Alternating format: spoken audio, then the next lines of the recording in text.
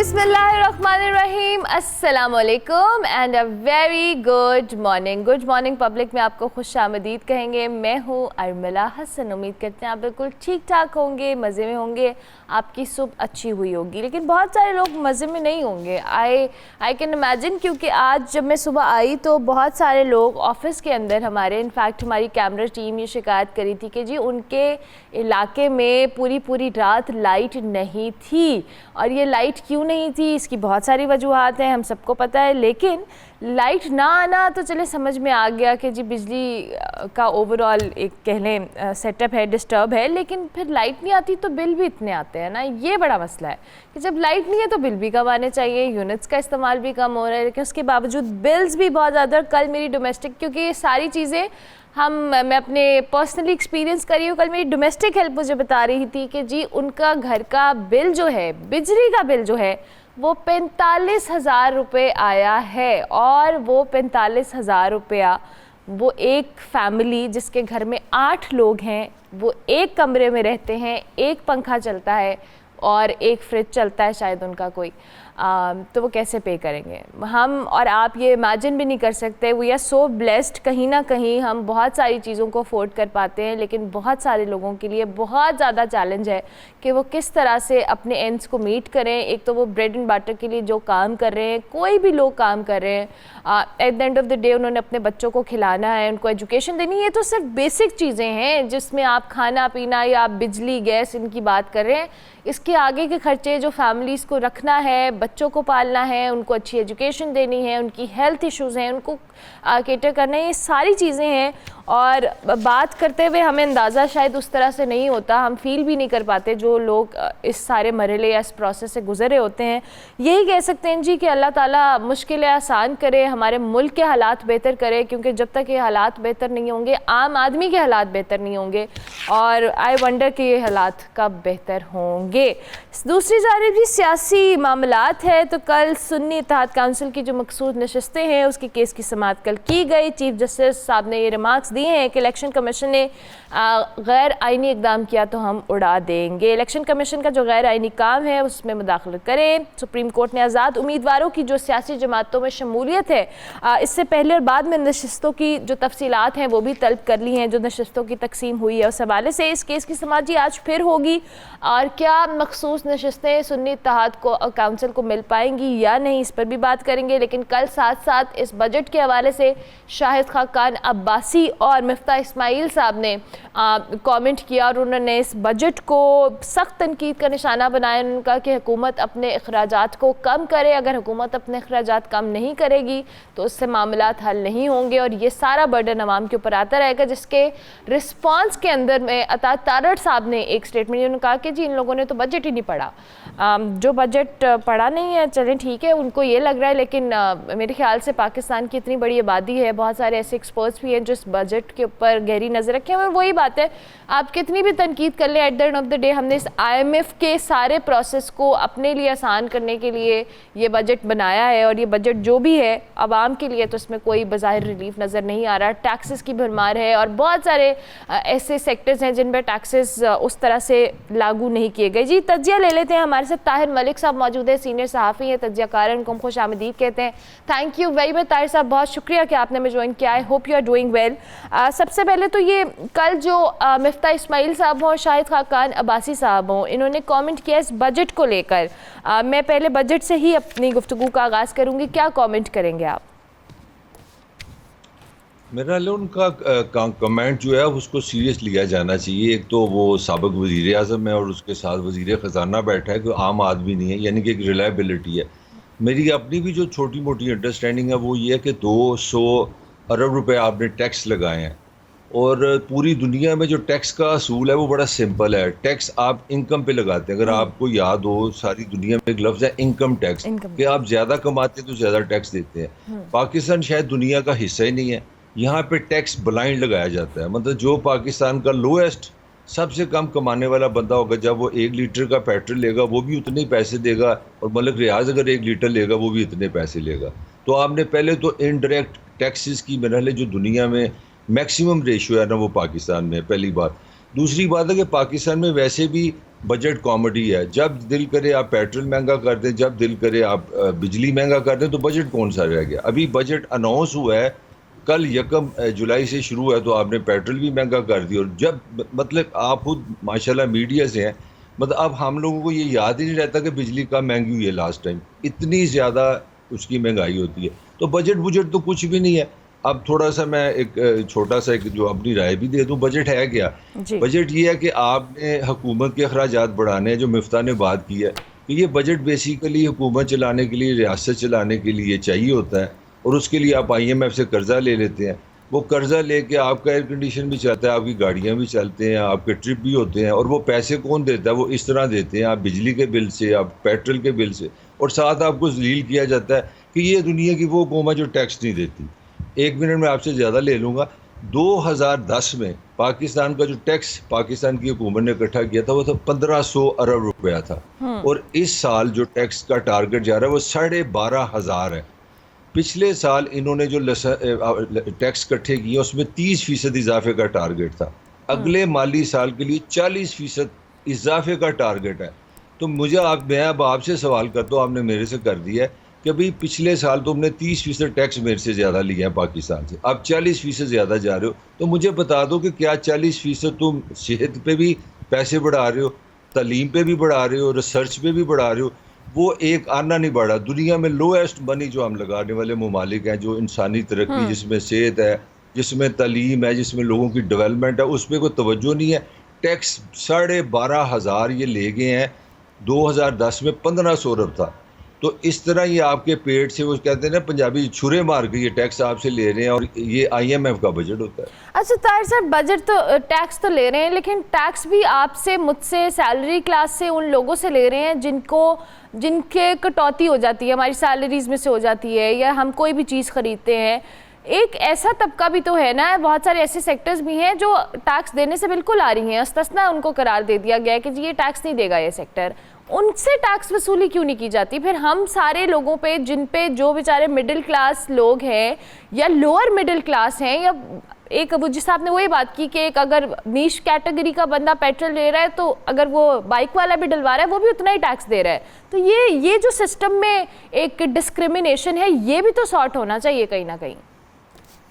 ये डिस्क्रिमिनेशन नहीं, ये बेसिकली डाका है। मैं समझता हूँ पाकिस्तान के जो दो असल इश्यूज हैं जो मैशियत के साथ जुड़े हुए हैं, एक तो सबसे बड़ा है IPPs, उसका क्रेडिट जाता है बेनज़ीर भुट्टो को, नवाज शरीफ को और मुशर्रफ को।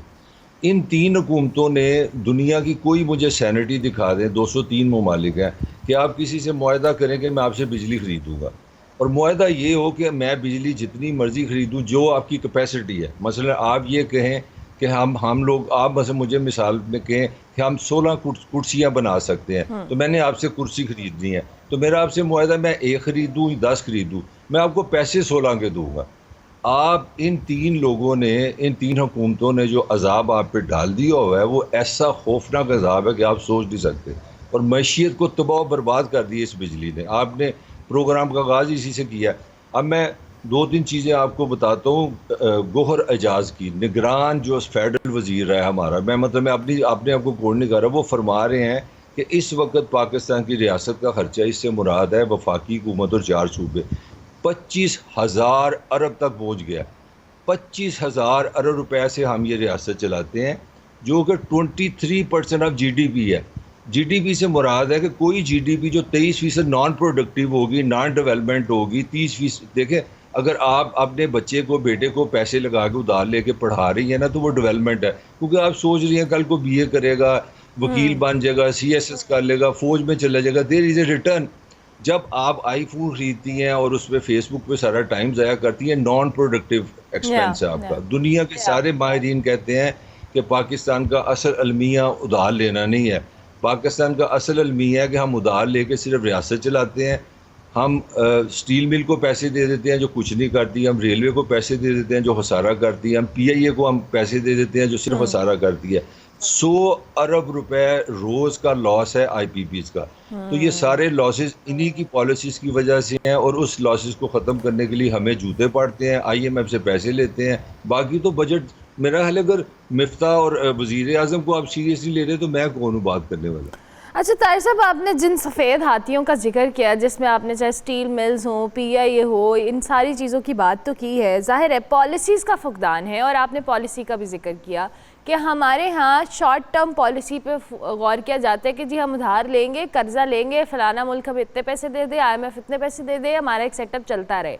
लेकिन आप उस सेटअप को, उस सिस्टम को हमने ठीक कैसे करना है, और उसके अंदर जो रिफॉर्म्स लाने हैं, जिन 3 हुकूमतों का आप जिक्र कर रहे हैं, किसी एक की भी आपको, आप चूँकि बहुत बेहतर तौर पे जानते हैं, आपने ऑब्जर्व भी किया, क्या आपको लगता है कि किसी एक हुकूमत की भी ये पॉलिसी रही है कि वो इन रिफॉर्म्स को लाए ताकि जो सिस्टम है जिसके अंदर हम उलझे हुए हैं कि हमें कर्ज लेके कर्ज उतारना पड़ रहा है, वो कहीं ना कहीं बेहतर हो?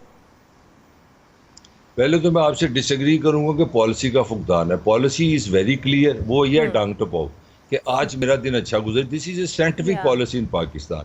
मतलब बेनज़ीर को किसी ने समझाया कि तुम ये IPPs लगा लो और कैपेसिटी पेमेंट दे दो, तुम्हें क्या जाएगा, 4-5 साल में बिजली आ जाएगी, अगला इलेक्शन तुम जीत जाओगी। हम मुशर्रफ दौर ने उससे भी ज़्यादा बड़ा काम कर दिया। उन्होंने कहा ये जो प्रॉफिट है ना, वो भी हम डॉलर में देंगे। ये जो आपको कैपेसिटी चार्जेस का बिल बाद में आता है ना, इसका मतलब ये होता है कि बीबी आपने ये जो बिजली पिछले जून में इस्तेमाल की थी ना, हमने डॉलर रेट में निकाला तो ये फ़र्क निकला है। तो आप पूरी रियासत जो है ना, वो डांग टपाओ पे चल रही है। वो इसको कहते हैं क्राइसिस मैनेजमेंट। जब आप ब्रेकिंग न्यूज़ लाते हैं तो रियासत आ जाती है कि पानी आ गया, पानी आ गया, पानी खड़ा हो गया। रियासत 2 दिन में अल्लाह का शुक्र करके पानी का मसला ख़त्म कर दिया। उसी दौरान एक जर्नलिस्ट को पता चल जाता है कि एक MP ने एक लड़की को रेप कर दिया, फिर सारा पाकिस्तान उधर चला जाता है। वहाँ से फारग होता है, फिर होता है जी कि शदीद गर्मी आ गई, तो हमारे 12-12 घंटे की क्राइसिस मैनेजमेंट होती है। तो ये हमारी रियासती हुकूमती पॉलिसी है कि there is no longer term policy. अगर लॉन्गर टर्म पॉलिसी हो तो आप इस तरह IPPs करें। अब मैं आपको जाते जाते एक और ख़बर भी दे दूँ, आपको एक बड़ी IPPs है, अब उसको आपने जब उनका 25 साल का मुआहदा ख़त्म हुआ, बजाय इस अजाब से हमें निकालने के, मेरी इतलात हैं कि उसको 10-15 साल की एक्सटेंशन दे दी गई है। तो ये इस तरह की निज़ाम में, मुझे आप बताएं, जिस निज़ाम में अभी 3000 अरब रुपए उनके बनते हैं IPPs के, जिसमें पता ये चला कि 2100 अरब वो है जो कभी बिजली हमने खरीदी नहीं है। 900 अरब की बिजली खरीदी, बिल आया 3000 का। तो इस तरह के निज़ाम में तो जो इसीलिए तो आज पाकिस्तान का हर अमीर आदमी या शुगर इंडस्ट्री में है या IPPs में है। अल्लाह अल्लाह खैर से। ठीक हो गया, ये तो आपने वैसे वाकई अल्लाह अल्लाह खैर से अल्लाह वाला हिसाब हो रहा है। ताहिर साहब, हम बात भी कर लें तो बात वही है कि जिन्होंने पॉलिसीज़ पे इम्प्लीमेंट करना है, आपके मुताबिक पॉलिसीज़ बड़ी क्लियर हैं, लेकिन वही बात है कि फॉर द टाइम बिंग हम क्राइसिस मैनेजमेंट करते हैं और उसके बाद फिर वही सिस्टम चलता आ रहा है। अच्छा जी, पॉलिटिकल स्टेबिलिटी भी ताहिर साहब, ऑब्वियसली हमारी जो एक मुल्क के अंदर इकॉनमी की सूरत हाल है, इसके साथ वाइस वर्सा एक चीज़ चल रही है, वो है पॉलिटिकल इंस्टेबिलिटी। जब तक ये सियासत के अंदर इस्तेहकाम नहीं आएगा, हमारी चीज़ें बेहतर नहीं होंगी, इदारों को नॉन कॉन्ट्रोवर्शियल करने की तरफ हम नहीं आएंगे, तब तक ये सारी चीज़ें कयास की शक्ल ही इख्तियार किए रखेंगी। पॉलिटिकल स्टेबिलिटी के हवाले से आप क्या कॉमेंट करेंगे? देखिए, मैं तो आपके हर सवाल का हमेशा मुश्किल जवाब देता हूँ ताकि अगली दफ़ा मुझे ना बुलाएं, मगर फिर आपका फ़ोन आ जाता है। देखें, पॉलिटिकल नहीं, हम ये आपका आना बनता है, आपको जवाब, हम आपके अच्छे या मुश्किल जवाब को सही समझ रहे हैं कि आप सही कह रहे हैं। मेरा सुबह उठ के मेरा दिल करता है कि यार अगली बारी ना बुलान, मगर तुम लोग बाज नहीं आते। अच्छा, मुझे ये बता दो, माशाल्लाह पढ़ी लिखी भी हो, समझदार भी हो, 76 साल हो गए हैं, अभी मैंने कितना बताया, 75,000 अरब रुपए, सॉरी 25,000 अरब से ये रियासती निज़ाम चलता है। इसमें सरकारी महकमे हैं, एजेंसीज हैं, आपकी फ़ौज है, रेलवे है, सारा जिसको हम निज़ाम बोलते हैं, असेंबली है। मुझे एक 76 साल में ये रियासती ढांचा जिसको हम पाकिस्तान कहते हैं, एक इलेक्शन दिखा दो जिस पे पाकिस्तान की सियासतदान, मीडिया, अपोजिशन ने ये कहा हो कि ये इलेक्शन फेयर हुए हैं। तो बीबी सीधी सी बात है, जब आप एक प्रोसेस कर रहे हैं, एक प्रोसेस को अभी तक आप 76 साल में नॉन कंट्रोवर्शियल ही नहीं बना सके। जब आप ये सिस्टम नहीं लाएंगे कि अवाम के वोट से आप पाकिस्तान की हुकूमत में आएंगे और अवाम के वोट से आप निकलेंगे, तो फिर जमहूरियत तो ना हुई। तो मेरा ख्याल है पाकिस्तान का जो असल मसला है वो ये है कि हमारे यहाँ हमारा जो निज़ाम है वो अभी तक इंश्योर नहीं कर सका। हमने 1970 में पहले इलेक्शन कराए, 1 मैन 1 वोट। उसका पहला नतीजा हुआ कि हमने एक वर्ल्ड रिकॉर्ड बनाया कि 52% पॉपुलेशन का हम पाकिस्तानी नहीं है। क्योंकि 1970 में इलेक्शन हुए, 71 में हमने कहा जाओ जाओ असी तुहानू असैम्बली च नहीं आन देंगे। यानी कि ये दुनिया में ऐसी कॉमेडी हुई आज तक किसी को समझ ही नहीं है कि हुआ क्या। मुजीब वाज इन सही अक्सरियत, और सही पाकिस्तान के सदर ने आज तक 55 साल हो गए, उसको ये नहीं कहा कि भी असम्बली में आओ, नहीं हमने बुलाया, इजलास ही नहीं बुलाया। तो जब आप कदर नहीं करेंगे इलेक्शन की, जब आप एक सिस्टम नहीं बनाएंगे जिसमें लोगों को आप इम्पावर करें। या हमारे यहाँ 26 वजीर आजम आए हैं, अभी तक एक वजीर आजम नहीं है जो अवाम के वोट से आया है और अवाम के वोट से गया है। उसमें मैं जुल्फ़कार अली भुट्टो जैसे स्टेचर के बंदे का नाम ले रहा हूँ, उसमें इमरान खान जैसा मोस्ट पॉपुलर बंदा आता है, उसमें नवाज शरीफ दोती है अक्सरियत वाला आता है, उसमें बेनज़ीर भुट्टो आती है, टॉप लीडर जो दुनिया भी मानती है। एक वजीर आजम नहीं है जो वोट से आया। तो मेरा ख्याल है इसको भी अल्लाह अल्लाह खैर सल्ला करते हैं। अगर आप फेयर इलेक्शन नहीं कराएंगे तो ये सिस्टम में प्रेडिक्टेबिलिटी नहीं आएगी। ठीक है, फेयर इलेक्शन जब तक सिस्टम बेहतर नहीं होगा या फेयर तरीके से एक जो कह लें किसी को हुकूमत के अंदर नहीं लाया जाएगा, तब तक ये सिस्टम ऐसा रहेगा। Thank you very much Tahir Malik साहब, बहुत शुक्रिया आपका। सीनियर सहाफ़ी तज्ज़ियाकार ताहिर मलिक साहब हमारे साथ मौजूद थे। हम ब्रेक लेंगे, ब्रेक के बाद वापस आएंगे। आप देखते रहिए गुड मॉर्निंग पब्लिक।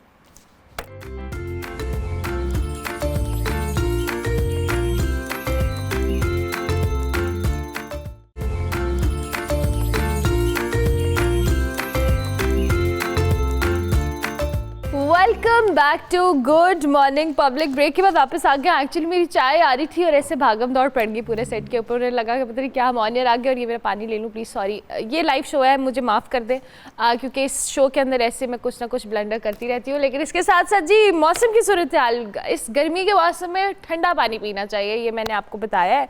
और इस मौसम के अंदर जी मुल्क भर में आपको पता है बारिशों का सिलसिला भी जारी है। और जो बारिशें हुई हैं, कल लाहौर में खासा प्लेजेंट वेदर था सुबह सुबह, लेकिन अक्सर जगहों पे पानी भी खड़ा था, उस पर भी बात करेंगे। लेकिन ये जो क्या सूरत हाल है मौसम की मुख्तलिफ शहरों में, इस पे आपको अपडेट दे देते हैं। इस्लामाबाद से जी हमारे साथ हमारी नुमाइंदा फौजिया चौधरी हमें ज्वाइन करी हैं, उसके साथ साथ मुजम्मिल फिरोज़ी कराची से हमारे साथ मौजूद होंगे। हम दोनों को खुशामदीद कहेंगे। Thank you very much Muzammil, आपका भी, फौजिया आपका भी। सबसे पहले कराची का रुख करते हैं जी। कराची में बड़ी सख्त गर्मी थी। दो के मैंने कुछ अपने दोस्तों की स्टोरीज़ देखी जिस पे वो कह रहे थे जी कि हवा चल रही है, वेदर कुछ अच्छा है। तो मुजम्मिल आप हमें बताएं कराची का मौसम कैसा है? अर्मिला, मैं आपको बताऊं आज सुबह जो है ना शहर कराची वालों की किस्मत जाग उठी है, क्योंकि गुज़श्ता रोज़ हमने रिपोर्ट किया था कि रात से जो है वो समंदरी हवाएं बहाल होना शुरू हो जाएंगी। और आज सुबह बड़ी प्लेजेंट थी कराची की, समंदरी हवाएं ज़ोर शोर से जारी थी और अबर आलूद मौसम है, ज़बरदस्त किस्म का इस वक्त मौसम हुआ है। हवाएँ भी चल रही हैं, बादल छाए हुए हैं और परिंदों की चहचहाट, जहाँ पर अभी हम मौजूद हैं यहाँ पर परिंदों की चहचहाट हम सुन सकते हैं। बहुत अच्छा मौसम है। शुक्र है कराची के गुज़श्ता 15-16 दिन बाद जो है एक अच्छा मौसम देखना नसीब हुआ है। आज कराची का टेम्परेचर भी नॉर्मल है। सुबह के वक्त जो है वो 31 सेंटीग्रेड था और जो जिस वक्त हम आपको रिपोर्ट कर रहे हैं तो 32 सेंटीग्रेड है और दिन में बढ़ते बढ़ते जो 37 सेंटीग्रेड तक जाएगा। और जो फील लाइक की अगर हम बात करें, जो महसूस जो किया जा रहा है वो 42 तक महसूस किया जाएगा 8 सेंटीग्रेड। और जो हवाएं चल रही हैं इस वक्त, वो हवाएं 23 किलोमीटर फी घंटा की रफ्तार से चल रही हैं। हवाएं चलने की वजह से हुआ ये है कि हब्स का जो मौसम था वो हब्स का जोर टूट चुका है और मौसम इस वक्त खुल चुका है। हवाएं चल रही हैं, हवाएं चलने से जो है मौसम ज़बरदस्त और खुशगवार हो गया है। अगर बात की जाए हवा में नमी की तनासुब की, तो हवा में नमी का तनासुब जो है 70% है। तो इस वजह से भी जो थोड़ी सी गर्मी महसूस की जा रही है वो हवा में नमी के तनासुब की वजह से पसीना आ रहा है थोड़ा बहुत। जहाँ जहाँ जो अंदरूनी इलाके हैं शहर कराची के, वहाँ पर तो गर्मी का अभी बरकरार है, क्योंकि वहाँ पर बिल्डिंग्स हैं ज़्यादा बड़ी, वहाँ हवाएँ नहीं। मगर जो खुला इलाका है वहाँ पर मौसम इंतहाई रोमांचक मौसम हुआ हुआ, अगर आप ऐसा कहें, क्योंकि मौसम जो है बदल रहा है और जिस तरह से दिन ब दिन बढ़ता जाएगा। और अगर बात की जाए तो शहर कराची वाले इस हवाले से खुशकिस्मत वाकई नहीं हो रहे हैं, क्योंकि अब बारिश नहीं हो रही है। 2-3 दफ़ा बारिश की पेशेनगोई तो हुई है, लेकिन अब ये कहा जा रहा है कि आने वाला हफ्ता जो है गुज़श्ता हफ्ते बारिश के कोई इम्कान शहर कराची में मौजूद नहीं है। ठीक हो गया मुजम्मिल, आप हमारे साथ मौजूद हैं। फौजिया की जानिब जाते हैं। फौजिया, कराची में भी ह्यूमिड बहुत ज़्यादा है और लाहौर में कल बारिश के बाद भी ह्यूमिडिटी बहुत ज़्यादा है, लेकिन इस्लामाबाद में मुझे सुनने में आया था, दो कि मेरा कराची वाली खबरें तो गलत साबित थोड़ी थोड़ी हो गई, लेकिन आप बताएं इस्लामाबाद का वेदर कैसा है? अच्छा है, प्लेजेंट वेदर है, बारिशों का इम्कान है कुछ? जी बिल्कुल अर्मला, अगर हम बात करें इस्लामाबाद के मौसम की तो इस्लामाबाद में काफ़ी ज़्यादा हब्स भी है, घुटन भी है। और आज महकमे मौसमियात की जानिब से जुज़वी तौर पर अबर आलूद रहने के बारे में मौसम के हवाले से बताया गया है। और उसके साथ साथ एक और जो है एडवाइजरी जारी हुई है, पेशगोई की गई है कि ये जो रवां हफ्ता है मूनसून की बारिशें जो हैं वो आज से 2 जुलाई है और आज से आगाज़ होने जा रहा है। इस्लामाबाद, रावलपिंडी और उसके साथ साथ अगर हम मुल्क भर के दीगर अजला की बात करें, जिसमें अगर पंजाब की बात करें, पंजाब में सरगोदा, सियालकोट, नारेवाल, इनमें जो है वो शदीद तूफ़ानी बारिशें जो हैं वो हो सकती हैं, क्योंकि मूनसून ये जो बारिशें हैं इस दफ़ा ये कहा जा रहा है कि ये 30% से ज़ायद जो हैं वो रिकॉर्ड की जाएंगी। और इस्लामाबाद का ये जो इस वक्त की मौजूदा सूरत हाल है मौसम की अगर हम बात करें तो इस्लामाबाद में हब्स और घुटन होता है, लेकिन 1-2 दिन बाद हल्की फुल्की बारिश होती है तो उसके बाद से जो मौसम है वो काफ़ी खुशगवार हो जाता है, ठंडी हवा चलने लग पड़ती है। और कराची वालों की तरह हमारा हाल जो है वो बुरा नहीं होता, क्योंकि जो टेम्परेचर है वो काफ़ी ज़्यादा कम हो जाता है जब बारिश बरसती है। तो आज भी बारिश का इम्कान बताया गया, ना सिर्फ आज बल्कि अगला जो पूरा हफ्ता है उसमें मूनसून की बारिशें जो हैं वो अब बरसने को तैयार हैं। मूनसून की बारिशें होंगी, मौसम भी बदलेगा, लेकिन हब्स और घुटन जो है वो हमारी जान आसानी से नहीं छोड़ेंगी। ये जो मूनसून की बारिशें हैं ये इस माह में बरसती रहेंगी, लेकिन हब्स और घुटन रहेगा। उसके साथ साथ एडवाइजरी जारी हुई हैं, अर्बन फ्लडिंग का ख़तरा है, उसके साथ साथ नदी नालों में तुगयानी आ सकती है। अगर हम रावलपिंडी की बात करें, बिल्कुल इस्लामाबाद से ये जुड़ा हुआ शहर है, वहाँ पे नाला लई है, तो वहाँ पे ये जो इर्द गिर्द के नशेबी इलाके हैं वो भी ज़ेरे आब आ सकते हैं।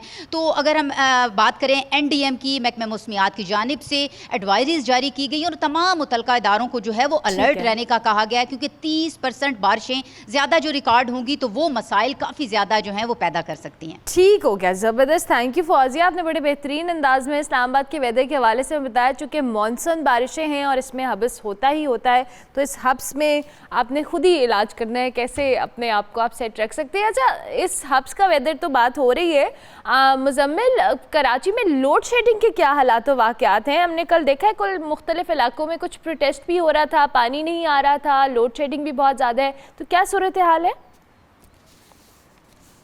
और मतलब कराची वालों की किस्मत में लिखा जा चुका है कि इलेक्ट्रिक का अज़ाब उन्होंने हर हाल में झेलना है।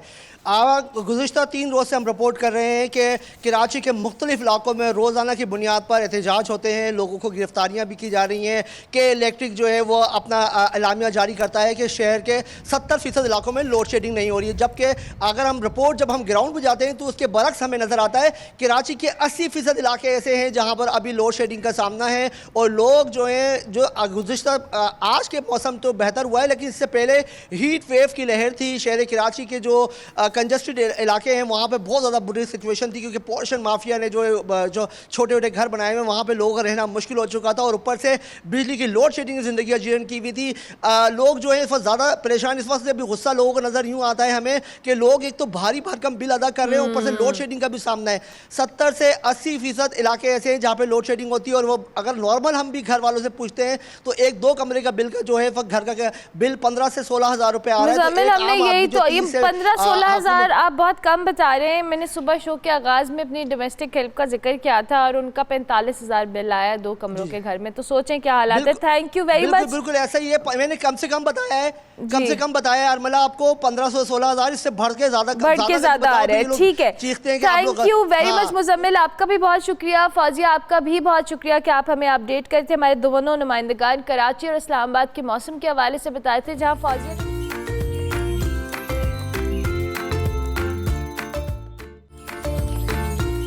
Welcome back to good morning public. Break के बाद वापस आ गए जनाब, और अब आपकी मुलाकात एक हीरो से करवाएंगे जिन्होंने पाकिस्तान का नाम दुनिया भर में रोशन किया है। पाकिस्तानी नौजवान जी, आज मुलाकात ऐसे ही नौजवान से आपकी कराने जा रहे हैं। इनका ताल्लुक जी, इन्होंने रूस के एक शहर में जारी मुकाबलों में जो मास रेसलिंग के मुकाबले हैं उसमें ब्रॉन्ज मेडल जीता है, और पाकिस्तान के लिए इस इवेंट का ये पहला मेडल है।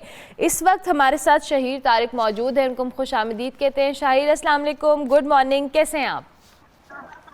वालेकुम सलाम, अल्हम्दुलिल्लाह मैं ठीक। कैसा लग रहा है? मुबारकबाद आपको बहुत बहुत ये मेडल जीतने पे। थोड़ा सा अपने कंपटीशन के हवाले से बताएं, आप कब से जारी हैं ये मुकाबले, और आपने जिसमें मेडल जीता है उसके हवाले से भी। जी, मैं सबसे पहले अल्लाह ताला का शुक्र अदा करता हूँ कि मैं मेडल जीता हूँ। और मैं बहुत मेहनत की है इसके लिए, और मैं कोशिश कर रहा था कि मैं गोल्ड मेडल जीतूँ, और अल्हम्दुलिल्लाह मैं ब्रॉन्ज मेडल जीता। और आइंदा से मैं और ज़्यादा मेहनत करूँगा, और इंशाल्लाह अगली दफ़ा मैं गोल्ड मेडल विन करूँगा। इंशाल्लाह। शाही, थोड़ा सा कंपटीशन के हवाले से बताएं, ये क्या कंपटीशन है, कितनी टीम्स और कितने ममालिक के लोग इसमें पार्टिसिपेट कर रहे हैं? ये 9 ममालिक थे इसमें पार्टिसिपेट कर रहे थे, और मैंने 2 ममालिक को हरा के ब्रॉन्ज मेडल विन किया है। ये 28 तारीख को था। ये 9 ममालिक पार्टिसिपेट कर रहे थे इसमें। ठीक है, ठीक है। और आपने जिस तरह से आपका मुकाबला था, कितना मुश्किल था, कितनी आपको उसके लिए स्ट्रेंथ रिक्वायर्ड थी, क्या डिफ़िकल्टीज रही आपको? मुझे कुछ भी नहीं, अल्हम्दुलिल्लाह। मैं इंडिया के साथ थोड़ा दूसरा मुकाबला थोड़ा टफ था, और अल्हम्दुलिल्लाह मैं जीता हूँ। और मंगोलिया से भी इजी था, मैं अल्हम्दुलिल्लाह दोनों आसानी से जीता हूँ। ठीक है, तो आप मुझे बताएं, जब आप पाकिस्तान में होते हैं किस तरह से ट्रेनिंग करते हैं, प्रैक्टिस करते हैं, और अपनी स्पोर्ट के हवाले से, गेम के हवाले से भी थोड़ा सा बताएं। मैं सुबह स्कूल जाता था, और फिर आके थोड़ा आराम करके, और 5-6 बजे मैं ट्रेनिंग करने चला जाता था, और वहाँ से फिर 9 बजे 8-9 बजे मैं ट्रेनिंग करके घर वापस जाता था, और 2-3 घंटे मैं ट्रेनिंग करता था। अच्छा, तो ट्रेनिंग आप कहाँ करते हैं? ट्रेनिंग चांदा किला में। अच्छा, और आपके ट्रेनर कोच कैसे हैं? उनके साथ आप जो ट्रेनिंग कर रहे हैं, आपको लगता है आपने मुख्तलिफ टीम के साथ वहाँ पे कम्पीट किया है और देखा भी है, आप में और उनमें डिफरेंस आपको लगा ट्रेनिंग वाइज? उन्होंने भी अल्हम्दुलिल्लाह मुझे बहुत अच्छी ट्रेनिंग कराई, मुझे इस काबिल बनाया कि मैं मेडल विन करूं, और मैं उनका भी शुक्रिया अदा करता हूं कि उन्होंने मुझे बहुत अच्छी ट्रेनिंग की कराई, मुझे टाइम दिया। अच्छा, तो बहुत शुक्रिया। डेफिनेटली आपके ट्रेनर, आपके कोचेस की बड़ी इसमें हिम्मत है कि आप वो लोग काम करते हैं और आप जैसे प्लेयर्स को मेहनत देते हैं। आप मुझे ये बताएं, आइंदा आपका क्या प्लान है? आपने कौन से कंपटीशंस में पार्टिसिपेट करना है, और जब आप वापस आएंगे, अभी आपने कोई और मुकाबले में भी हिस्सा लेना है, या आप वापस आ रहे हैं पाकिस्तान? नहीं, मैंने एक और मुकाबले में हिस्सा लिया, अल्हम्दुलिल्लाह वो भी मेडल विन करूंगा। ठीक है, ठीक है। और मैं इंशाल्लाह 10 तारीख को वापस पाकिस्तान आऊंगा। 10 तारीख को पाकिस्तान आएंगे। अभी जिस मुकाबले में आप पार्टिसिपेट करने जा रहे हैं उसके हवाले से बताएं, वो क्या है? वो कुराश गेम है। ठीक है, और वो कहाँ पे हो रही है? वो भी इधर ही हो रही है। ओके, ओके, जब ठीक है। और इन दोनों गेम्स में फ़र्क क्या है? मास रेसलिंग में तो आपने देख ही लिया, मास रेसलिंग में, और कुराश वो कुश्ती टाइप ही है, नीचे गिराना होता है। तो उसमें कितनी टीम्स हैं, कौन से ममालिक हैं? यही वाले कंट्रीज हैं जिनमें जो पार्टिसिपेट कर रहे हैं? उसमें 15 ममालिक हैं। ठीक है, कौन कौन से हैं, कुछ पता है आपको, जिसके लिए आपने तैयारी की है?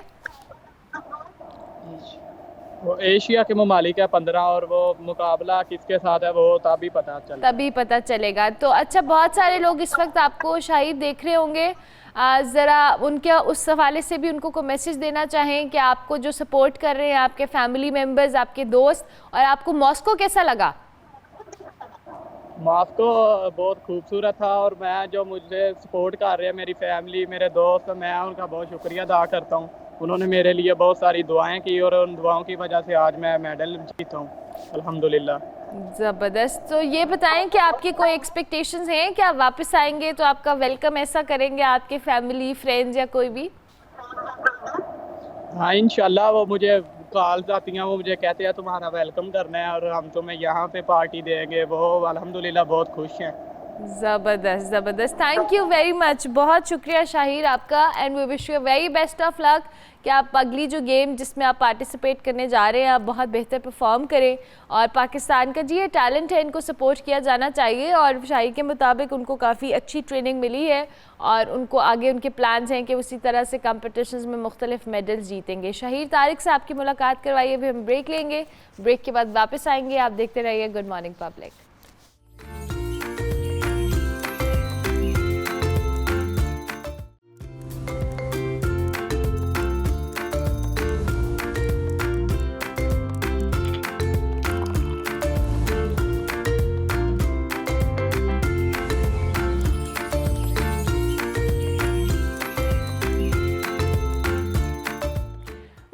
Welcome back to good morning public. Break के बाद वापस आ गए जी, और अब आपकी मुलाकात बहुत ही ख़ास मेहमानों से करवाएंगे जो इस वक्त पाकिस्तान के अंदर मौजूद हैं। K2 सर करने के लिए आए हैं और उनकी टीम किस तरह से इस तरह से पाकिस्तान का जो सॉफ्टवेयर इमेज है दुनिया को दिखाएगी। हमारे साथ जी जो मेहमान मौजूद हैं उनका तो मैं तारुफ करवाऊँगी, लेकिन उससे पहले गैरेट मेडिसन जो है उनका एक जो K2 एक्सपीडिशन का एक प्रोसेस है वो शुरू होने वाला है और इस प्रोसेस को शुरू करने लगे हैं वो।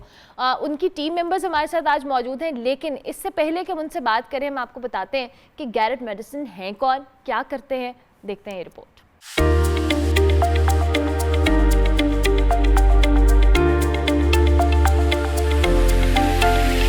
माउंट एवरेस्ट को 14 बार सर करने वाले अमेरिका के प्रीमियर एवरेस्ट गाइड और एक्सपीडिशन लीडर गैरेट मेडिसन ने 1999 में पेशावराना जिंदगी का आगाज किया। उन्होंने 2011 में इस तारीखी मुहिम की क़यादत की, जिसमें 24 घंटे से भी कम वक्त में 8000 मीटर से बुलंद 2 चोटियों एवरेस्ट और लोटसे को सर किया गया। इसके बाद उन्होंने 2013, 18, 22 और 2023 में इस डबल हेडर के तजर्बे को दोहराया और फिलहाल वो दुनिया के वाहिद कोहपहमा हैं जिन्होंने 5 बार ऐसा किया है। उनके पास 24 घंटों के अंदर 8000 मीटर की 2 चोटियों तक पहुंचने में 12 कोहपहमाओं की रहनुमाई करने का रिकॉर्ड है। उन्होंने 2014, 18 और 2021 में दुनिया के सबसे मुश्किल और खतरनाक पहाड़ K2 समेत 7 चोटियों को सर किया, जबकि हिमालय में कभी न सर की जाने वाली चोटियों की पहली चढ़ाइयों की भी बाकायदगी से रहनुमाई करते हैं, जबकि वो 3 बार K2 को सर करने वाले वाहिद अमरीकी हैं।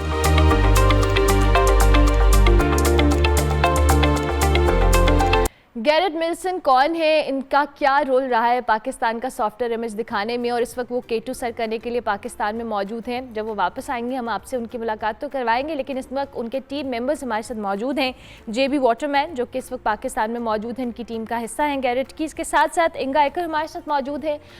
वो इस वक्त तो नहीं है पाकिस्तान में, लेकिन इससे पहले वो पाकिस्तान आ चुकी हैं, गैरेट की टीम का मेंबर भी रही हैं। इनसे भी इनके एक्सपीरियंस जानेंगे। Thank you very much both of you for joining us in good morning public. I hope you guys are doing well. First of all, JB Waterman, I would like to ask you, can you describe your first experience about Pakistan since arriving in Islamabad for the K2 expedition? Yeah, it was really cool. I understand that people are coming back from the Hajj, so there were hundreds of people at the airport. And first of all, everyone dresses differently. It just feels really exciting and different and hot and just, yeah, my first impression was of excitement. Inga, I would like to ask you, can you describe by sharing a bit about yourself and how did you get involved with Garrett in his K2 expedition team? Of course. So I'm actually from Austria, but I do live and work in Germany for 5 years now. I'm a manager in IT in the automotive industry. For the past 10 years, I have been traveling the world whenever I get a chance to. So eventually, I've been to more than 90 countries. And just maybe 5 years ago, I got into climbing as well. For the expedition to Pakistan, so I know Garrett Medicine for quite a long time, so maybe a decade. And whenever, like every year he went to Pakistan, I was so excited about it because I saw all those beautiful photos, but eventually it never really worked out because of my schedule, so I could never join. But last year, everything fitted just perfectly, so I was able to join, and yeah, I was super excited to go to Pakistan and see that beautiful country for myself. How do you feel about being the part of this team, being the part of Garrett's team, and what are your expectations from this summit? Oh, I love being a part of Garrett's team. I mean, Garrett knows what he's doing. He's got a great, calming, and wise presence. And he's a lot of fun. And I've known him for a long time, since we were kids, actually. And I love going with him. I feel safe with him. He's a friend. Going into this part of Pakistan, the Karakoram, is a place I've wanted to go to since I was a kid. I saw a photograph of K2, the K2 area, when I was 9 years old, and I've wanted to come here since then. And so I'm really happy I get to go with Garrett. Okay, Inga, what inspired you to take on the challenge for trekking K2 base camp and ultimately joining the team? Yeah, I would say what inspired me to go there is probably my curiosity and excitement for adventure, to explore parts of the world which are sometimes even uncharted or unmapped. So I already knew before going there that it probably wouldn't be too easy to get there, because the Karakoram especially is such a remote part of the world. But that makes it so unique and so special. So I had this beautiful trip to Pakistan, where I really saw a lot of the country.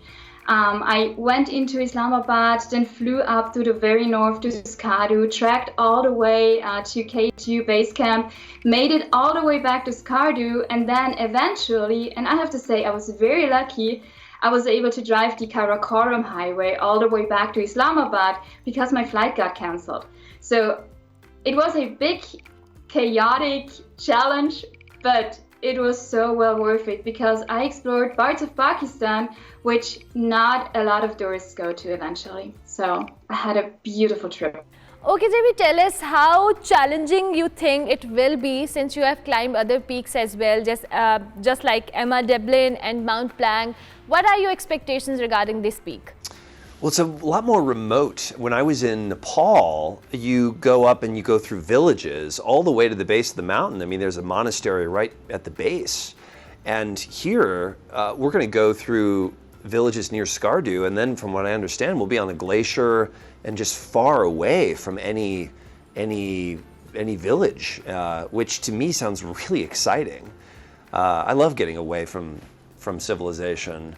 So to me, Pakistan has a real remote quality, like a real wild nature to it, which is like pure and beautiful. JB, what unique preparations you have made to adapt the extreme weather conditions while summiting different peaks in Pakistan, and how Garrett's guidelines and leadership has impacted you in your approach towards mountaineering in Pakistan?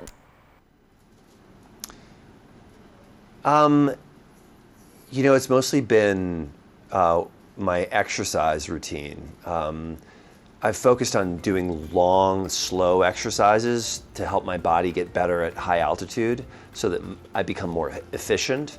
And then I mix that with CrossFit, which is kind of weightlifting and running and really fast exercises. So I do slow exercises and fast, hard exercises on alternate days. And hopefully it'll work. Hopefully I'll be able to make it up there.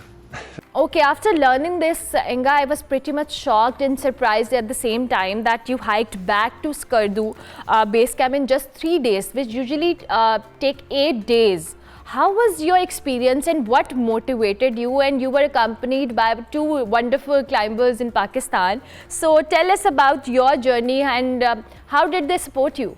Yeah, well, I indeed was sick, so my oxygen saturation was down at 60% when I left base camp, and I felt awful. So I could not drink, I could not eat, and it was like that for the entire trek back.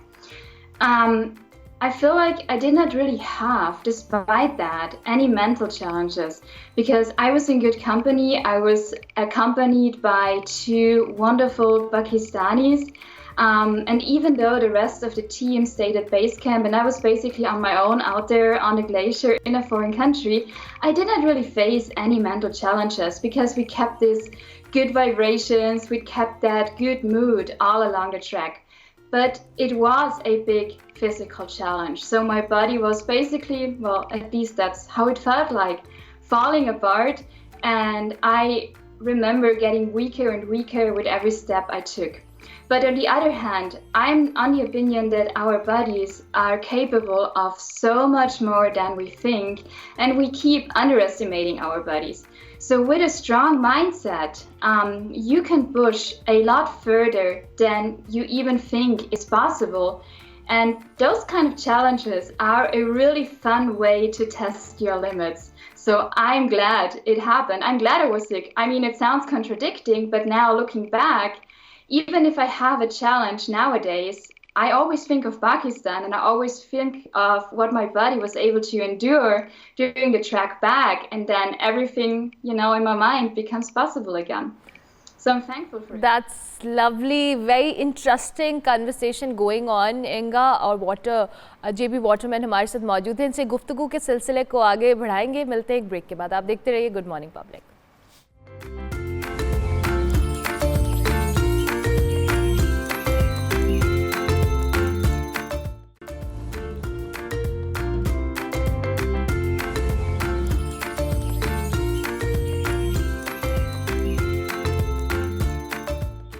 Welcome back to Good Morning Public. Break के बाद वापस आ गए जी. Okay JB, my next question is for you. What do you perceive as the greatest strengths of Pakistan as a mountaineering destination? Garrett has a really organized plan, and anyone that's had something challenging and stressful that they had to do, it helps to have a really calm and organized plan put down in front of you. What you need to bring, what you need to do, and how you're going to do it. He also knows a lot about altitude. He knows how the body reacts. When I was in Nepal, I was trying to exercise at 15,000 feet on our rest days, and he said, JB, don't exercise, don't do anything. Your body needs to just rest. Just relax. You're actually going to make yourself more tired if you exercise. And that was really helpful. That allowed me to summit Alma Nablam. That's amazing. Okay, Inga, tell us, how has this journey influenced your perspective towards Pakistan and its people?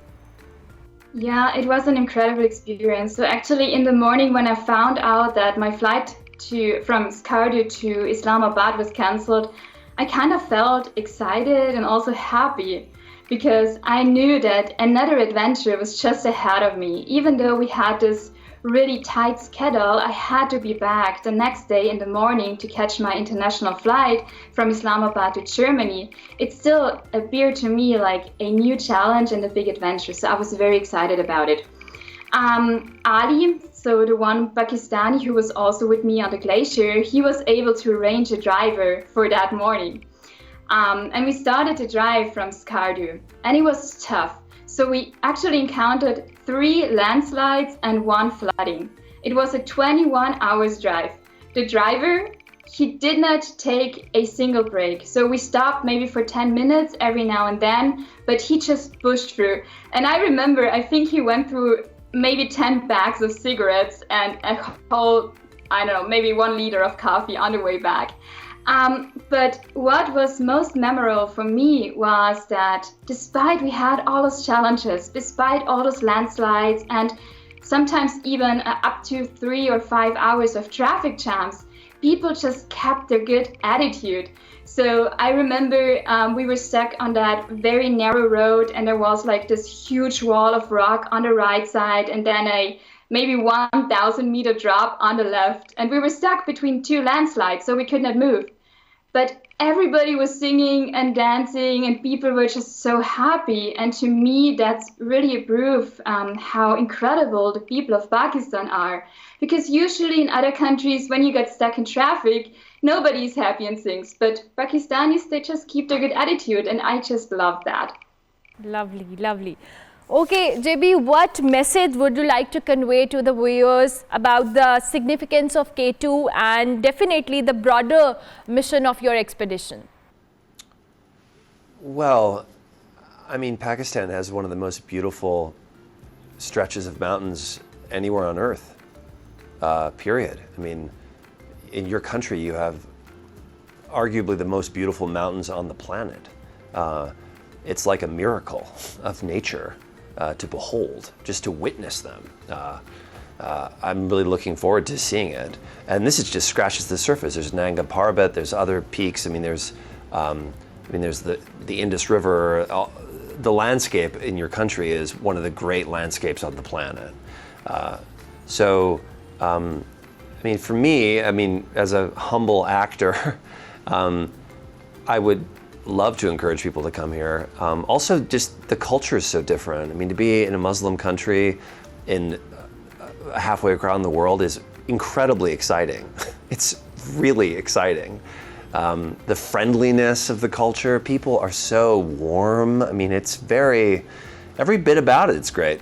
Okay, finally, Inga, what message would you like to convey to our viewers about your beautiful journey and the incredible journey, in fact, you undertook, and when you came to Pakistan, how was your overall experience?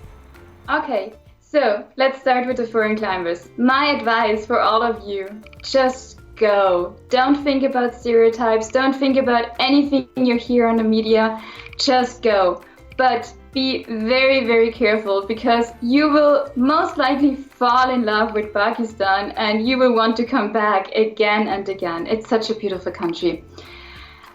Prepare yourself for a good challenge, but also for a lot of fun and amazing landscapes, especially if you go to the very north.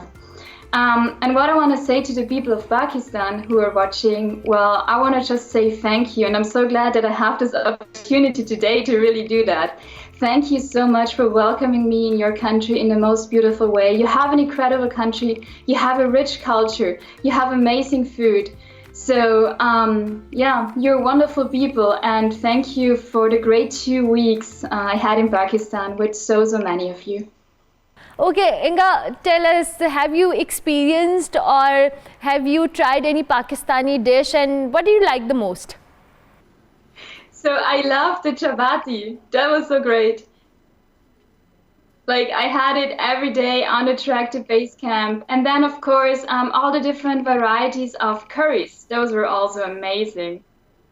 Okay, JB, what's your take on that, on Pakistani food especially, since you have arrived, and have you tried anything in Pakistan? Well, the short answer to that is everything. I don't really know what to expect from Pakistani food, so it's unfamiliar to me. Okay, lovely. JB, since you are an actor as well, and I've stalked your social media as well, you are a musician too, would you like to sing something for us? Let's see. Well, this is the first thing that comes to mind. It's not a hiking song, but it's a Chris Christopherson song, and he's an American country western singer. You can waste your time. You can waste your time talking to the people who don't listen to the things that you are saying, praying someone's gonna hear. But you might die explaining how the things that they complain about are things they could be changing, hoping someone's gonna care. 'Cause I was born a lonely singer, and I guess I'll die the same, but I've got to feed this hunger in my soul. And if I never have a nickel, I won't ever die ashamed, 'cause I won't believe that no one wants to know. There you go. Lovely, thank you very much JB Waterman and Inga Acker हमारे साथ मौजूद थी। जनाब, ये K2 sir करने के लिए इंगा पहले आ चुकी हैं पाकिस्तान, और JB वॉटरमैन अभी पाकिस्तान आए हैं। गैरेट मेडिसिन का मिशन है जिसमें वो K2 को सर करने वाले हैं, सो हम उनसे भी आपकी मुलाकात करवाएंगे। लेकिन ये वो लोग हैं जो इंटरनेशनली पाकिस्तान का एक अच्छा इमेज दुनिया को पोर्ट्रे कर रहे हैं कि पाकिस्तान एक बड़ा खूबसूरत मुल्क है, यहाँ पे बहुत सारी अपॉर्चुनिटीज़ हैं, टूरिज़म हो या माउंटेनरिंग हो, यहाँ पे बहुत स्कोप है। और जाहिर है हमारे लोग तो यहाँ पे हैं ही एक सॉफ्टवेयर इमेज देने के लिए। सो आई होप आपको ये सेगमेंट पसंद आया होगा। हम ब्रेक लेंगे, ब्रेक के बाद वापस आएंगे। आप देखते रहिए गुड मॉर्निंग पब्लिक।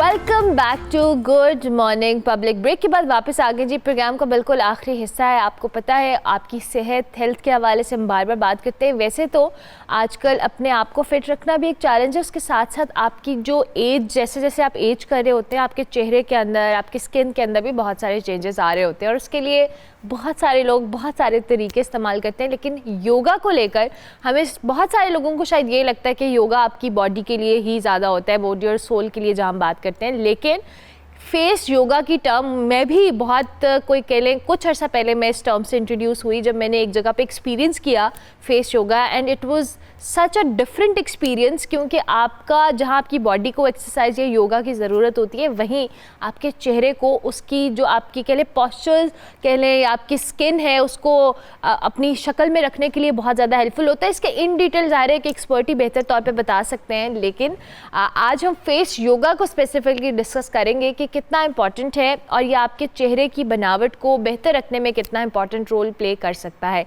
इसके लिए ज़ुनैरा खान हमारे साथ मौजूद हैं, योगा एक्सपर्ट हैं, उनको खुश आमदीद कहते हैं। ज़ुनैरा अस्सलाम वालेकुम, कैसी हैं? वालेकुम सलाम, कैसी हैं आप? मैं बिल्कुल ठीक, आप कैसी हैं? ठीक ठाक। अच्छा ज़ुनैरा, सबसे पहले तो इस फेस योगा की टर्म को हमारे लिए डिफ़ाइन करें, क्योंकि बहुत सारे लोग इस टर्म से फेमिलियर नहीं होंगे आई गेस, क्योंकि हमें सिर्फ योगा का ये पता है कि आपने बॉडी के लिए योगा करना होता है। नहीं, योगा जो है एक तो पाकिस्तान में एक एक्सट्रीम लग्जरी समझी जाती है कि हमने उसको करने के लिए बाहर जाना है या किसी से समझना है। ये बहुत आसान चीज़ है, इसके मतलब आप घर में भी कर सकते हैं, किसी भी टाइम कर सकते हैं। सिर्फ एक चीज़ जो मैं सबसे ज़्यादा रेकमेंड करती हूँ अपने स्टूडेंट्स को और सबको, वो है कंसिस्टेंसी, कि आपने रोज़ाना करना है। आपने 10-15 दिन के लिए नहीं करना, आपने महीने के लिए नहीं करना, आपने इसे 2 साल 4 साल 10 साल रेगुलर करना है, कंसिस्टेंट होना है। रोज़ाना जिस तरह आप पानी पीते हैं आपने रोज़ाना थोड़ा थोड़ा करके करना है। दूसरी चीज़ जो मैंने देखी है कि एक बहुत मुश्किल चीज़ें लोग करना शुरू कर देते हैं शुरू में, वो बहुत मुश्किल पोजेस पे आ जाते हैं, बहुत मुश्किल चीज़ें अपने फेस पे अप्लाई करना शुरू कर देते हैं, स्ट्रेस करना शुरू कर देते हैं, जिसकी वजह से हम लोग रिंकल्स भी हो जाते हैं हमारे, और हमारे फेस में मसले मसाइल आ जाते हैं। तो आपने बड़ा इजी, बड़े जिसे कहते हैं स्टेप बाय स्टेप शुरू करना होता है। बहुत लाइट, आप सबसे पहले मॉइस्चराइज़र लें और उसको अपने हाथों पे अप्लाई कर लें, फेस पे अप्लाई कर लें, ठीक है। उसके बाद आपने बिल्कुल लाइटली सारा कुछ करना है। आपने सबसे पहले अपने फेस को समझना है कि फेस की रेशो क्या है, ठीक है, फेस को किस डायरेक्शन में लेकर जाना है। अगर आप गलत करेंगे उसके गलत नेगेटिव इफेक्ट्स आएंगे, जैसे आपके रिंकल्स पड़ सकते हैं, आपकी एजिंग हो सकती है, काफ़ी चीज़ें हो सकती हैं। सबसे पहले जो लेडीज़ हैं जो मतलब ये करना चाहते हैं, एक तो पहला रूल कंसिस्टेंसी है, ठीक है। दूसरे पे आपने जो है सबसे पहले अपने फेस को अंडरस्टैंड करना है कि आपने अपने फेस के कौन से पार्ट पे फोकस करना है, ठीक है। लेट्स सपोज जिस तरह मैं हूँ, मेरे अपने चीक्स डोमिनेंट हैं, बिल्कुल ठीक है, तो मुझे अपने इस एरिया को इतना हाईलाइट नहीं करना कि मेरे जिससे कहते हैं ये चीज़ बाहर निकल आए, ठीक है। इसलिए मैं अपने जो मेरे जितने भी स्टूडेंट्स हैं मैं उनको यही रिकमेंड करती हूँ कि लाइट करके करें। जिस तरह आपके फेस है आपने इस डायरेक्शन में लेकर जाना है। अब मैंने अक्सर देखा है कि बहुत सारे टीचर्स बड़ी मुश्किल एक्सरसाइजेस करवा रहे होते हैं, जिसके अंदर काफ़ी ज़्यादा स्ट्रेस डालना होता है फेस पे। मैं यही रिकमेंड करती हूँ कि अगर आपने शुरू करना है तो आप सबसे पहले लाइट तरीके से ऊपर लेकर जाएँ, अपने हाथों को मसाज करें और अपने फेस को एक रनिंग जिससे कहते हैं ना, हम एक आदत डालें, ठीक है, ठीक उसके है। बाद आपने आहिस्ता आहिस्ता फेस को और इस तरह मुंह पे लगा के आपने हल्के से इसको लेकर जाना है, ठीक है, ठीक है। लेट्स सपोज आप इस एरिया पे फोकस कर रहे हैं। सॉरी मैं आपको इंटरप्ट करी ज़ुनैरा, चले हम स्टार्ट करें कि बहुत सारी ख़वातीन को अपनी डबल चिन का मसला, डबल चिन का इशू है। डबल चिन के लिए सबसे ज़्यादा जो इजी एक्सरसाइज है वो यही है कि आपने इस तरह करके ऊपर करना है, तो आपको यहाँ पे स्ट्रेस पड़ना चाहिए, ठीक है, ठीक है। आपके ये चीज़ स्ट्रेस पड़ना चाहिए। एटलीस्ट आप 10 सेकंड्स के लिए सीधे बैठ के 90 डिग्री का आपका एंगल होना चाहिए, बिल्कुल आपने अपनी बैक को स्ट्रेट रखना है। ये चीज़ ऐसे नहीं होनी चाहिए, ऐसे नहीं होनी चाहिए। आपने सांस लेना है एक लंबा गहरा, ठीक है, ऐसे करके। उसके बाद आपने 10 सेकंड्स के लिए होल्ड करना है कि आपकी ये चीज़ जो है उस पर स्ट्रेस पड़े, ठीक है। दूसरी चीज़ जो हमारे आजकल लेटेस्ट है, ट्रेंडिंग है, वो है कॉलर बोन, और ये चीज़ जो काफ़ी ज़्यादा लड़कियों को हाँ शौक है। तो उसके लिए जो है आप अपने मॉइस्चराइज़र यहाँ लगा के इस तरह करके इस जगह पे थोड़ा सा स्ट्रेस डालें, ठीक है। स्ट्रेस डाल के आपने इसको लेकर आना है, जिससे आपकी ये चीज़ हाईलाइट होना शुरू हो जाएगी आहिस्ता आहिस्ता, ठीक है। जिसमें नेक है, नेक के ऊपर आपका मतलब आ जाता है, ठीक है। अब उसके बाद नोज़ पे भी बहुत ज़्यादा लड़कियों का होता है फोकस। पहली बात तो ये कि आप इंटायरली, अगर मैं सच बोलूं तो शक्ल नहीं बदल सकते, शक्ल नहीं बदल सकते, फीचर्स एनहांस हो सकते, हार्डली 5 to 10% अपने अंदर एक पॉजिटिव चेंज ला सकते हैं वो अपने लिए। मतलब तो मेरे ऐसा डिजास्टरस चेंज नहीं आ जाएगा कि आपका नाक पतला हो जाएगा अगर मोटा है, या हाँ। आपकी चीक्स बाहर निकल आएंगी? It will be like a defined define, आप अपने आप को Yeah. और आपका मुकाबला अपने आप से होता है। एग्जैक्टली। जिस तरह बहुत सारे लोग आते हैं और वो ये बोलते हैं कि मामू के बेटे की शादी है या फुफ्फो के बेटे की शादी है, हफ्ते के अंदर पतला हफ्ते के अंदर हमने हन होना है, तो और उसके बाद वो छोड़ भी देते हैं। या आई गेट मैंने ये भी देखा है कि वो 2-3 महीने बाद फिर आएंगे, वो उससे ज़्यादा मोटे हुए होते हैं, उससे ज़्यादा उन्होंने अपनी फेस का बुरा हाल किया होता है या बॉडी का बुरा हाल किया होता है। तो आप स्लो एंड स्टेडी चलें, हमेशा स्लो एंड स्टेडी चलें, और आप सबसे पहले अपने फेस को रीड करें, इसको ज़रूरत किस चीज़ पर, किस फोकस मैंने करना कहाँ। अच्छा ज़ुनैरा, एक और चीज़, बहुत सारे लोगों के फाइन लाइंस होती हैं आंखों के पास, जो आपकी आंखों के नीचे है लाइंस हैं, फिर माथे के ऊपर बहुत सारे लोगों को रिंकल्स होते हैं, उनके लिए भी कुछ आप सजेस्ट करो। उसके लिए ये आपकी 2 उंगलियां हैं, आपने ले ली, इनको ऐसे करके आपने ऊपर की तरफ खींचना है। ठीक है। क्योंकि हमने एंटी ग्रेविटी जाना है, क्योंकि ग्रेविटी हमें नीचे की तरफ खींच रही है, जिसकी वजह से हमारी स्किन नीचे की तरफ जा रही है। एक जो है पोस्चर, मैं उसकी पिक्चर बेशक शेयर कर देती हूँ क्योंकि अभी ज़रा करना मुश्किल होगा। ठीक है। उसमें ये है कि आपने अगर अपने रिंकल्स पे अफेक्ट करना है तो आपने हमेशा अपने सर को नीचे वाली साइड पे, जिस तरह हम सजदा करते हैं, ठीक है, उस डायरेक्शन में वो जितने भी योगा के पोजेज हैं वो इस आपकी स्किन को एंटी ग्रेविटी लेकर जाएंगे। Okay okay. ऊपर की साइड पर लेकर जाएंगे, आपकी ब्लड सर्कुलेशन बढ़ेगी, जिससे आपके फेस के अंदर जो है वो एंटी एजिंग इफेक्ट्स आएंगे। अच्छा, और ये आपने मुसलसल करना है, कंसिस्टेंट। अच्छा, बहुत सारे, और जाहिर है हम एज कर रहे होते हैं, अब जैसे मैं अपने 20s में देखूं तो मेरी स्किन की जो कह ले टेक्सचर था वो बड़ा मुख्तलिफ था, मेरी स्किन बहुत खिंची हुई थी। अब जैसे जैसे मैं भी एज कर रही हूँ, मुझे भी अपनी लाइंस फील होती हैं। समटाइम्स आपको विद 30 आप क्रॉस करते ही चेंजेस आते हैं।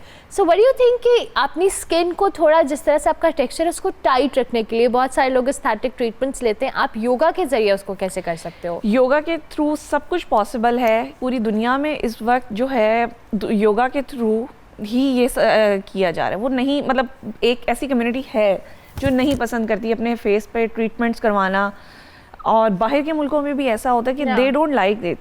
मतलब उनको ये नहीं होता कि, आपको पता है जो आप आर्टिफिशियल चीज़ करवाएंगे वो आर्टिफिशियल ही रहेगी, दैट इज अ लाइफ। हाँ, उसकी बहुत कम लाइफ है ना।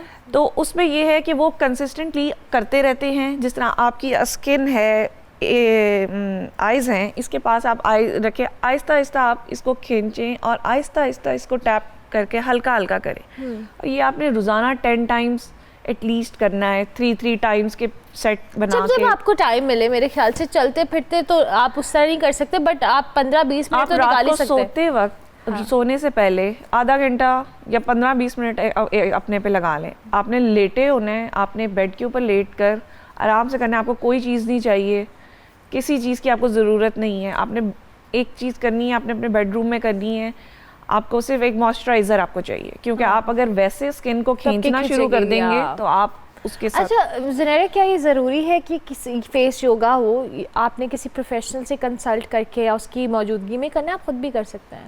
शुरू में मैं यही एडवाइस करती हूँ कि आप एक दफ़ा अपने, क्योंकि अगर आप फेस के साथ एक जगह पे गलत कर रहे हैं तो उसका इफेक्ट दूसरी साइड पर आ जाएगा। जैसे कि एक एक्सरसाइज है जिसके अंदर इस जगह को खींचने के लिए रेकमेंड किया जाता है कि टंग को आप बाहर निकालें। मैं करके दिखा देती हूँ। अब मेरे अक्सर देखा है कि लड़कियाँ या लड़के जो भी मतलब स्टूडेंट्स होते हैं वो ये चीज़ इस तरह कर लेते हैं,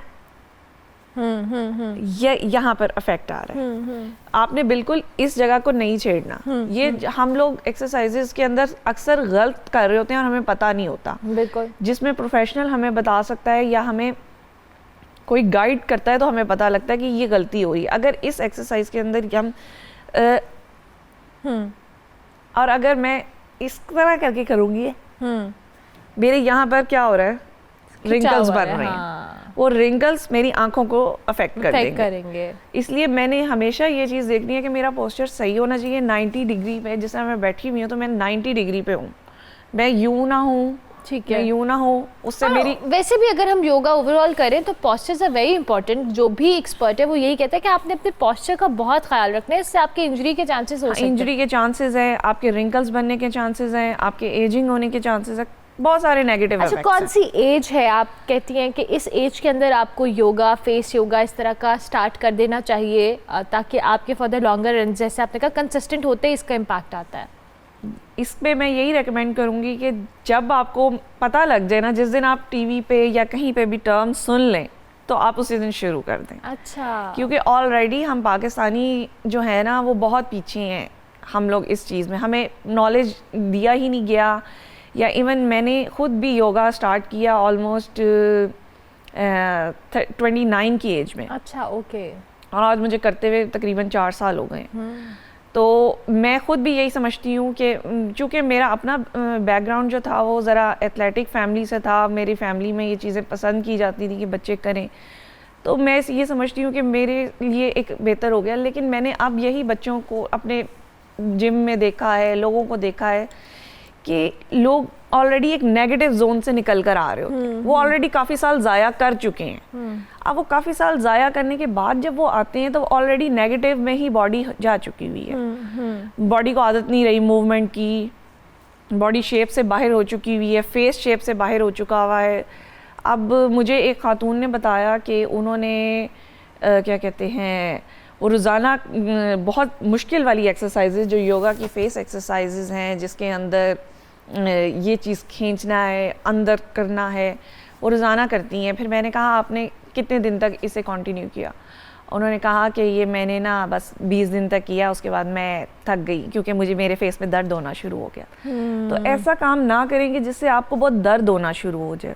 आपने इजी होकर करना है, इजी होकर करें, एब्जॉर्ब भी कर सकें। आप आराम से इसको खींचें, इजी तरीके से करें ताकि आपको एक चीज़ की आदत पड़ जाए। आप बैठे हुए, आप सबकॉन्शियस आपको ले जाए। आप अगर लेट्स सपोज टीवी देख रहे हैं और आप टीवी देखते देखते आप लगे हुए हैं, तो आपका अपना एक टाइम भी हो जाएगा। आप अब टीवी भी देख रहे हैं और आप अपनी चीज़ भी आप करते जाएंगे। बिल्कुल ठीक है, बिल्कुल ठीक है। इसलिए मैं यही रेकमेंड करूँगी कि ईजी होके आपने अपने कंफर्ट जोन के अंदर एक अपने माइंड को आदत डालनी है कि मैंने ये करना है, मैंने ये करना है, रोज़ाना करना है। मैंने किसी के लिए नहीं करना, मैंने अपने लिए करना है। अच्छा सर, ये बताया कि बहुत, जैसे आपने कहा कि कंसिस्टेंट होना पड़ेगा, लेकिन अब बहुत सारे लोगों को जब तक रिज़ल्ट या उसका कोई ऐसा इम्पैक्ट नज़र नहीं आ रहा होता तो वो डीमोटिवेटेड ही रहते हैं कि हम इतने अरसे से कर रहे हैं, नहीं हो रहा। फेस योगा का आप एज एन एक्सपर्ट क्या सजेस्ट करती हैं कि कितने टाइम बाद आपको लगेंगे रिजल्ट्स आना शुरू हुए हैं?